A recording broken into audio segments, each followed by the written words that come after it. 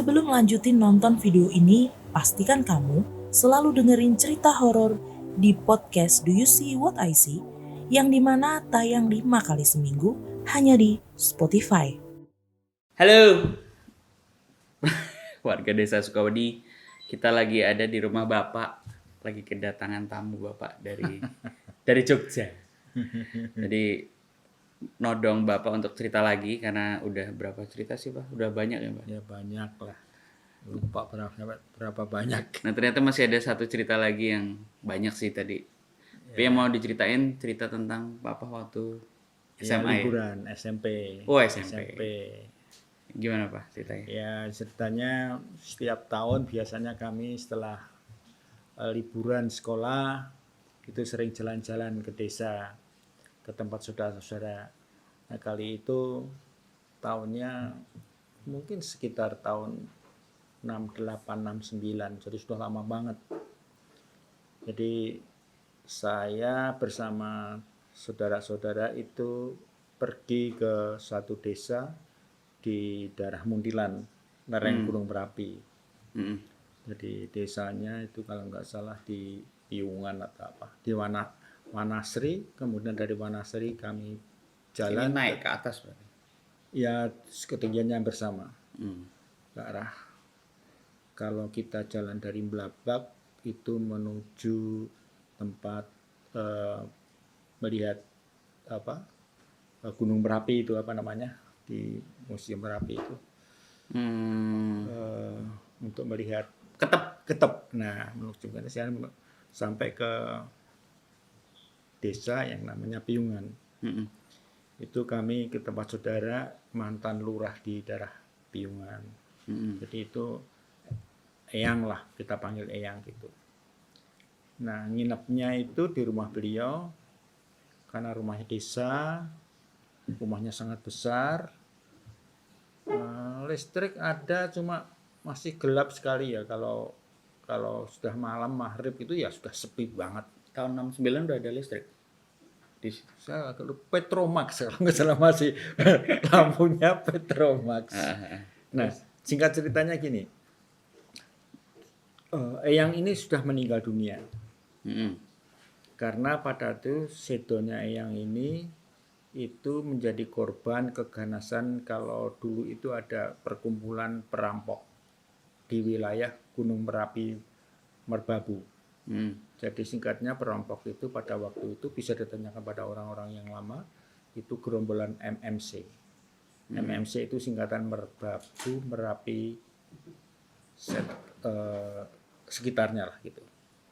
Nah pada saat kami nginep di sana itu berempat, itu ditempatkan di kamar yang sangat besar. Ternyata kamar itu kamarnya Eyang. Nah karena kan cahayanya dari pelita, bukan lampu, pelita dari sentir gitu ya waktu itu, teplok, semacam teplok gitu. Di sana ada kaca yang sangat besar. Jadi di dinding itu ada lemari kuno, kemudian kacanya besar gitu. Nah saya lihat kok ada warna-warna hitam nempel di kaca gitu. Tak teman-teman kok ada yang berendel gini, terus coba tak kira apa sih ini gitu. Nah, kok kotor gitu, dilap tapi kok nggak hilang. Nah karena nggak hilang ya udah. Sekitar jam 8:30-9 malam itu kita diminta keluar untuk makan malam bareng-bareng. Nah di tengah makan bareng-bareng itulah saya tanyakan, itu di kamar kok ada di lemari, kemudian ada kaca, ada warna coklat koleksi kaca kok nggak dibersihkan. Dijawab waktu itu, saya lupa namanya itu. Oh itu nak gitu, nggak usah ditanyain ya. Kenapa? Ternyata itu memang kami tidak membersihkan. Karena bercak itu adalah cipratan darah. Kok nggak dibersihin? Jadi Eyang itu ternyata sedonya itu karena ditebas sama gerombolan perampok itu. Nah darahnya itu sampai nyiprat ke kaca itu. Tidak hanya kaca, tidak ada lemari, segala macam membercak di situ. Ya cukup merinding juga setelah Nah. tahu begitu kan tempatnya gelap gitu kan. Nah. Jadi kaca gitu ya banyak lah gitu. Nggak dibersihkan, nggak ada yang berani. Kalau orang dulu mungkin kalau dibersihkan perih, ada suara segala macam itu, jadi nggak berani bersihkan. Ya apa adanya itu ya sudah. Nah, karena tempatnya gelap ceritanya kan, kemudian ceritanya itu agak ngeri-ngeri juga gitu, takut-takut. Nah padahal malam itu pengen pipis. Ceritanya pengen pipis. Sementara tempat pipisnya itu Di di luar. belakang, di luar. Ada lorong gitu gelap, masuk terus ke kanan gitu. Nggak ada orang, sepi banget. Ya udah ya, terpaksa. Nggak ada yang berani nganter. Semua pada ngantre di situ, diem aja pada aku pikir. Lah aku udah nggak takut, apa namanya, sudah nggak tahan gitu akhirnya. Ya udah aku pipis dulu deh. Pintu kita buka kriut gitu. Pintunya masih pindah kriut, masuk ke lorong jalan, jadi masuk ke pintu itu, keluar lewat lorong gitu, terus agak belok kanan, kamar-kamar kecil-kecil gitu karena rumah kuno. Tempat kamar mandinya itu di paling ujung, di paling ujung. Udah kan nggak ada lampu, cuma teplok. Nah, tak buka keret, kok merinding. Karena mikirin yang tadi. Ya mungkin terbawa juga. Begitu buka gitu, tiba-tiba dari balik pintu, push, waduh yang loncat gitu, wah, teriak lari. Kelelawar.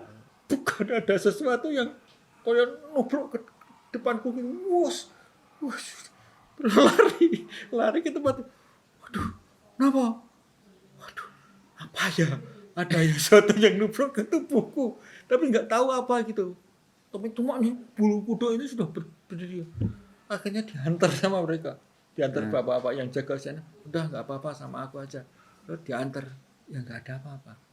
Tapi pada saat membuka pintu itulah yang kemudian, push, ada sesuatu yang loncat ke ini.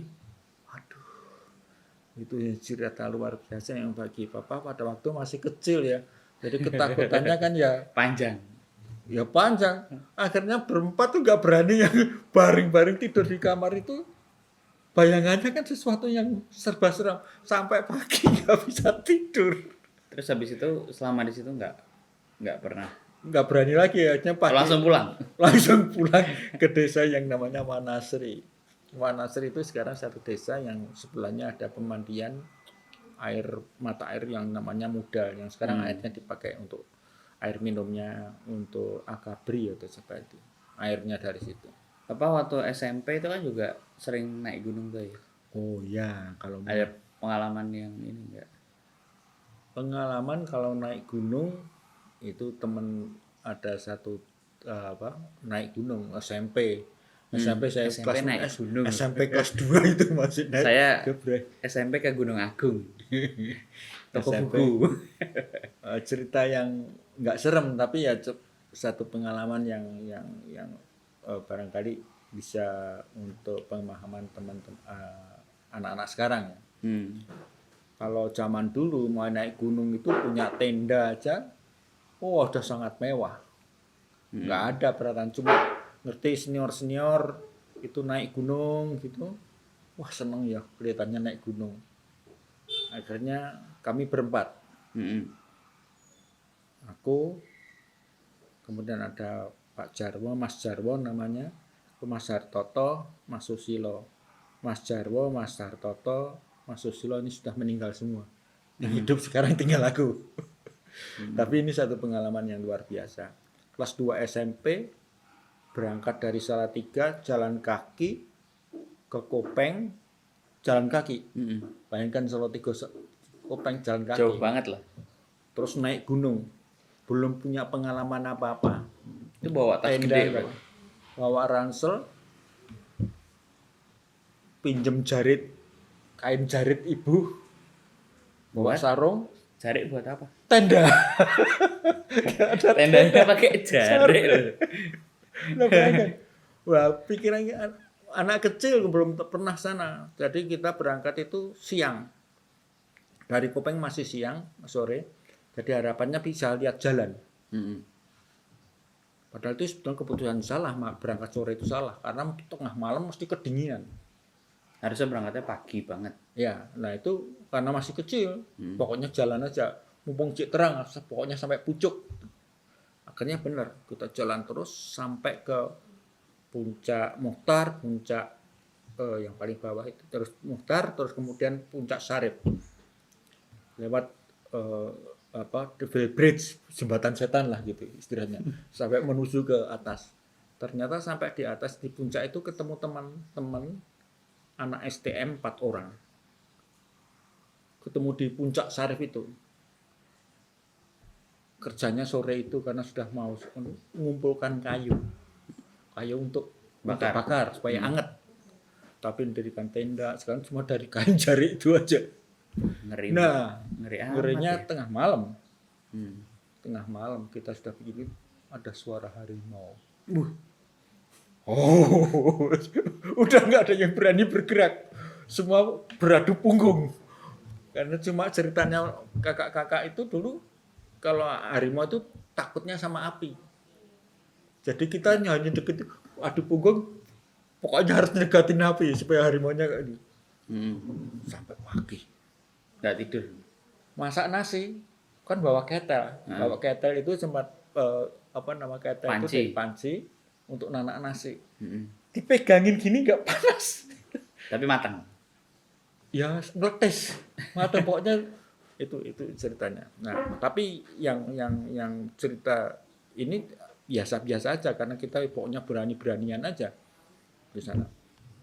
Nah, pagi harinya kita pulang. Karena pengalaman tadi malam kedinginan luar biasa, karena belum pernah tengah malam, wah dinginnya super padahal hanya pakai pakaian seadanya. Nggak pakai jaket itu?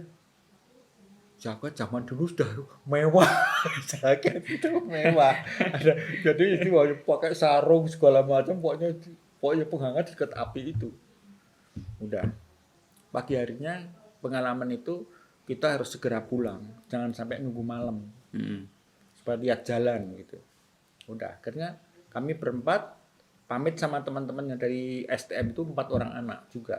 Ya masih sama-sama kecilnya, seusia gitu. Tapi dia udah STM. Semasa SMA dia SMA. Kita pulang. Terus mereka tetap tinggal di situ. Mereka di sana. Mereka tetap tinggal. Kami pulang duluan. Pagi harinya baru dikasih kabar kalau ada anak hilang 4 orang dari STM Solo. Yang Kemarin gitu. Nah, kemarin terus kita berempat tuh, wah iya gitu. Akhirnya ya udah. Aku, Mas Toto, Hartoto, kemudian Mas Wilio dan Mas Jarwo itu sudah sampai di Salatiga. Pagi harinya dari radio dengar kalau ada anak STM yang hilang. Radio. Dari radio dulu belum ada TV, masih radio. Terus? Nah, setelah radio itu dengar, wah itu teman kita. Terus bilang ke Mas kakak-kakak yang di Salatiga untuk membantu karena sudah dikerahkan tentara-tentara untuk nyari. Tim SAR lah Tim SAR ya, kalau sekarang tim SAR dulu kan belum ada ya pokoknya kita pandu-pandu yang harus nyari itu bantu. Setelah 4 hari itu baru ketemu gara-gara ada satu anak yang masih hidup.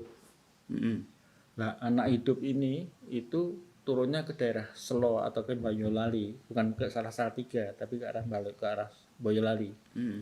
Nah itu tahunya anak itu sudah masuk ke desa baru dia diketemukan tentara itu. Ditanya dari mana?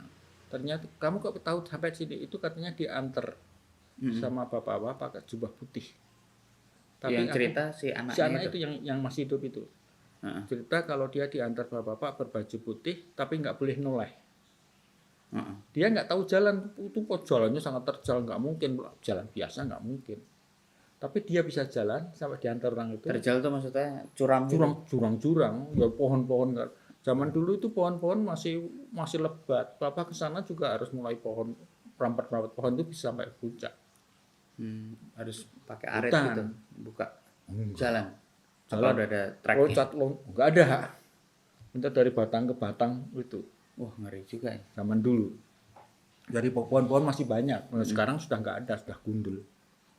Nah, si anak ini katanya diantar orang tua pakai putih-putih. Tentaranya juga bingung. Karena di belakangnya itu hutan semuanya. Nggak mungkin berarti nggak ada Maksudnya dari jalan. arah dia turun Datang. sampai ke Boyolali itu hutan. Treknya hutan. Trek, nggak ada jalan. Tapi anaknya bisa sampai. Hmm.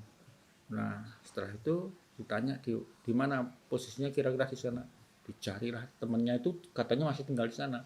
Dicari rupa-rupanya ya astagfirullah ya. Innalillahi wa inna ilaihi raji'un lah pada waktu itu gitu. Karena yang diketemukan itu sudah tinggal bagian-bagian dari tubuh manusia. Anak itu. Ya bajunya udah compang-camping, tinggal ada paha, ada kepala, ya dipastikan itu mati semua. Ya, Dimakan harimau itu. sinyalemennya itu anak itu lewat jembatan setan itu terpental karena angin, jatuh, meninggal, yaitu dimakan. Bukan hidup-hidup dimakan, tapi sudah meninggal dulu baru dimakan. Oh gitu. Karena diketemukan itu di jurang kawah yang sebelah yang kawah mati, kawah kuno yang di sekitar itu. Dimana kalau pada waktu papa malam harinya dengar suara harimau itu, auman harimau itu. Tapi harimaunya Nggak berani. zaman dulu sampai sekarang Masih masih ada. ada harimau. Beritanya kan masih ada 1-2 Hmm. di Mau Jawa ya, harimau gunung-gunung itu. Tapi karena sekarang hutan di gunung-gunung kan sudah nggak ada, gundul semua. Kalau dulu karena tanaman Edelweiss gitu baca masih besar-besar. Sekarang tanaman Edelweiss itu sudah hampir punah dan nggak boleh metik lagi. Kalau dulu kan ngambil bunga gitu bawa kebanggaan pulang dari gunung gitu.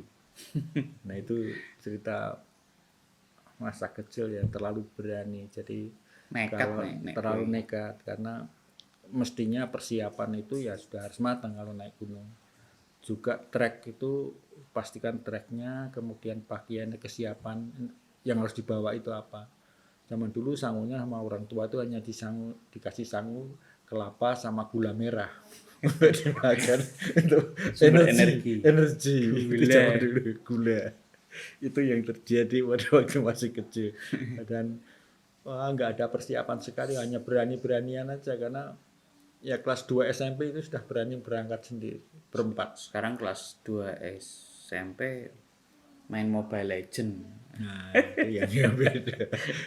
Itu perbedaan masa lalu dan sekarang. Nah ini yang dulu waktu papa ke desa yang Piungan tadi dengan Pak D itu jalan kaki.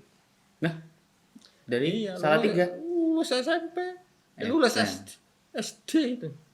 Yang waktu SD kan sering jalan kaki itu dari Salatiga, Solo, Jogja, Magelang. Wah, nggak Zaman benar. dulu. Lah zaman dulu nggak ada. Kalau waktu zaman dulu itu kan pulang dari desa itu dikasih sangu suruh bawa jagung, Pikul. pakai rasa. Itu zaman dulu. Sekarang ya sudah nggak ada lagi cerita masa-masa itu. Terus terakhir kemarin yang cerita di rumah itu ngelihat yang kecil itu. Wah, si kecil mama takut. Gimana ceritanya? Ceritanya kan Di ya rumah Jogja kan? di Jogja. Ceritanya ya biasa seperti kalau malam hari kan kadang-kadang papa keluar gitu. Keluar karena ya apa ngelilingi rumah lah supaya kalau orang Jawa itu berdoa Ronda. itu keliling rumah itu kan supaya aman ya tidak ada gangguan apa-apa baik yang kelihatan maupun yang nggak kelihatan karena rumah bapak di Jogja itu kan kanan kali depan jalan umum sebelah kiri selokan dan sawah kemudian belakang rumah juga sawah yang terbuka jadi nggak ada apa sebelah timur sungai juga jadi nggak ada apa biasa malam hari ya seperti biasa bapak keliling ya ke remang-remang gitu kan kalau di rumah itu dulu bapak keliling aja jalan di pinggir kolam tiba-tiba kayak ada yang dorong gitu masuk ke kolam pernah gitu sebelum terjadi lihat itu. Oh ya? Iya Dulu masih Serem amat. handphonenya BlackBerry diangkat begini supaya nggak kena air. Sampai nyebur, Jebur. didorong sampai nyebur. Iya. Kayak kejelungup gitu. Padahal di pinggir kolam gitu. Kejebur serem sebelah timur. banget. Nah, yang pada malam hari itu ya bukan kejebur, kalau malam itu memang keliling, kemudian ini mau masuk pintu kan pintunya tutup. Kok ada semacam makhluk kecil gitu mau buka pintu yang besar sama kecil-kecil dua. Oh, ada orang gede sama 2 anak kecil. Ya ukurannya kecil semua, tapi yang satu gede. Kan tinggi tidak ada sepinggul, nggak ada. Heeh. Tapi kulitnya abu-abu. Abu-abu. Abu-abu. Manusia silver. Ya, gitu. Budak buluk. Buluk Abu. abu. Kayak kena abu vulkanik atau Ya, silver. warna silver lah, abu-abu tapi nggak mengkilap. Mm-mm. Terus Nah, itu cuma di pintu mau masuk itu nggak bisa. Tapi waktu takut antara tak pegang, tak tubruk atau apa tuh. wani men. Takut juga. Dari sebelah mana? Belakang rumah. Enggak, depan. Depan rumah. Heeh. Nah, mau masuk dari depan. Oh. Tapi pintu Jam khusus berapa itu itu? jam 1-an. Jam 1 malam? Ya. Nah, itu tapi ya antara ini dan tidak, wah, tak berani-beraniin. Mau tak tendang. Mau ditendang. Tendang. Pus, loncat ke sana, ke samping kiri. Terus Nah, yang tepat kiri itu ke arah kali. ke arah kali besar yang bapak kecemplung itu, Mm-mm. kecemplung kolam itu, ke arah sana terus hilang, Lari lari. atau hilang gitu. Enggak lari ke sana terus sudah nggak kelihatan. Kira-kira apa ya? Aduh, ya nggak tahu. Ya, Mbah. Ya nggak tahu yang hilang itu. Bentuknya Manusia kecil, manusia kecil. abu-abu, Tiga-tiganya. tiga-tiganya, Yang kecil sekecil apa? sak lutut. Selutut. Bentuknya orang pakai baju. Enggak, lalu abu-abu semua. Telanjang. Heeh. Pintu kebuka. Tutup. Harus buka, dia mau buka bisa buka kan nggak bisa. Nggak sampai atau nggak bisa sampai. masuk. Nggak bisa, nggak nyampe. Dia berusaha ngambil itu. Iya. Gagangnya. Hendra. Heeh. Terus kata papa kayak dia nabrak sesuatu itu. Aku nggak nabrak. Enggak Iya. dianya. Iya, nggak bisa. Nggak bisa masuk. Nggak bisa masuk. Itu ya cerita yang nggak pernah tak ceritakan kepada mamamu. Padahal di Jogja ya. Maksudnya Jogja, kota ya kan maksudnya. Di kota tapi dulu kan masih sepi jalan sana. Sekarang aja kan udah ramai banget. Masih sepi lah. Awal-awal itu kan tahun 2014, 2014, belum ke Papua. Agak ini juga ya, aneh juga ya. Ya, sebelum. Enggak maksudnya orang kecil gitu. Nah, orang kecil itu Apa ya. tuh tuyul? Kalau di Jogja barangkali ada yang bilang tuyul gitu. Mau masuk nggak bisa. Ya sering sholat, ngaji. Iya, di ngajiin itu yang. Itu kalau di sana dulu kan karena di belakang rumah itu ada pohon besar. Heeh. Preh apa namanya itu yang orang mengatakan di sana ada istana Dewi Ular. Emang tempat ular. Tempat ular, memang tempat ular. Tapi sekarang pohonnya udah nggak ada. Tempat itu sudah dibikin bangunan rumah. Oh. Udah terang. Ada di sana batu istana ular itu di belakang rumah itu ada batu besar yang tak pendem. Apa tuh? Mendem apa? Batu, Oh, batu. nggak bisa dipecah. Keras banget. Keras banget tak pendem. Vulkanik. Mau di bawahnya banyak batu. Itu ya cerita bisa nggak masalah. Ya, makasih Pak ceritanya. Kalau ada cerita lagi nanti mampir ya. Mampir rekaman lagi. Ya, itu hari ini video singkat diceritain oleh Bapak. Sampai jumpa di episode selanjutnya. Assalamualaikum. Waalaikumsalam. Yakin nggak mau dapetin t-shirt spesial kontributor keren ini? Selain cerita kamu bisa didengarkan oleh jutaan telinga, kamu juga bisa dapetin t-shirt keren ini hanya dengan mengirimkan cerita pengalaman horor kamu ke email podcast.ceritahoror@gmail.com. Kami tunggu!